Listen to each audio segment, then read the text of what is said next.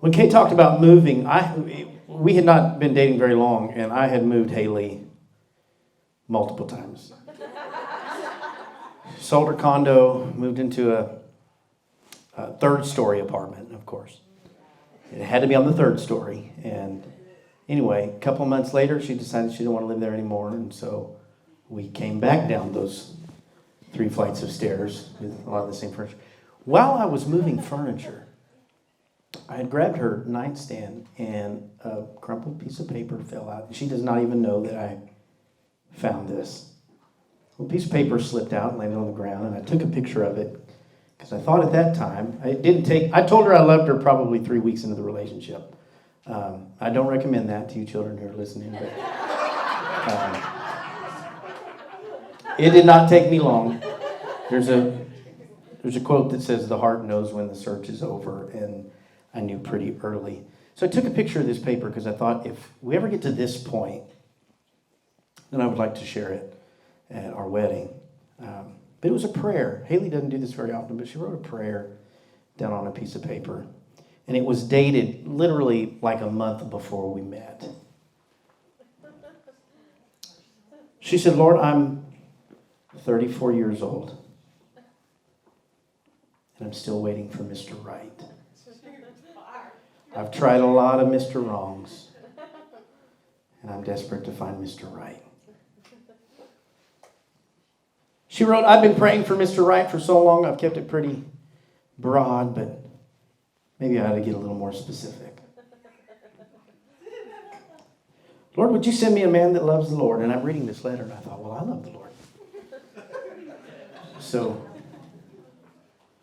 we're doing pretty good. She said, "Heavenly Father, growing up in the Church of Christ, where instruments were uncommon, if I could find a man that could play every instrument known to man, I think that would probably be a nice shake-up of some things." This is the letter I found. Fell out of her nightstand here, coming down the 3 flights of stairs. She said, "Lord, I've tried a lot of white men. I've tried white businessmen. I've tried white cowboys. I've tried white city slickers and white rednecks. Maybe, Lord, you could send me somebody of Hispanic descent. You know, one of those real Mexicans with two Z's in their name." At this point, I'm a little shaken, reading this letter. It came from her heart a month before we even met on humble.com.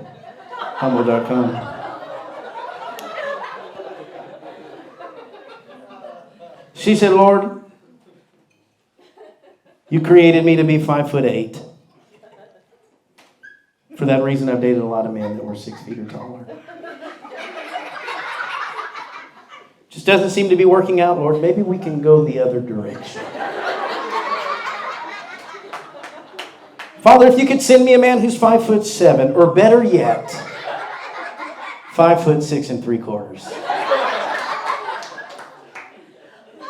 Well, now I'm getting a little sick to my stomach because we hadn't been dating very long and this prayer is so specific.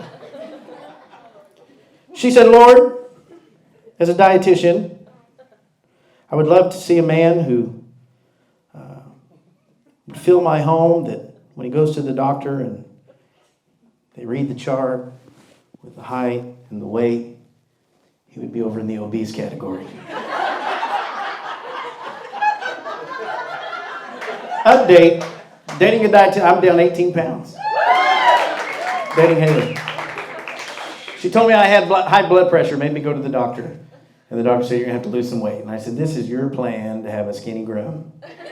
And I've lost 18 pounds because of her. So thank you, Haley, for that. She said, "Lord, a father of 3 would be really dreamy. One that drives a minivan with dents on the door."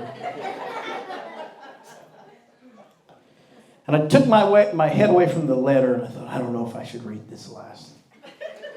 This is just too specific. She said, "Lord, I always dreamed I'd marry a doctor or a lawyer or successful. Maybe you could send me somebody who embalms bodies. Lord, would you do that?"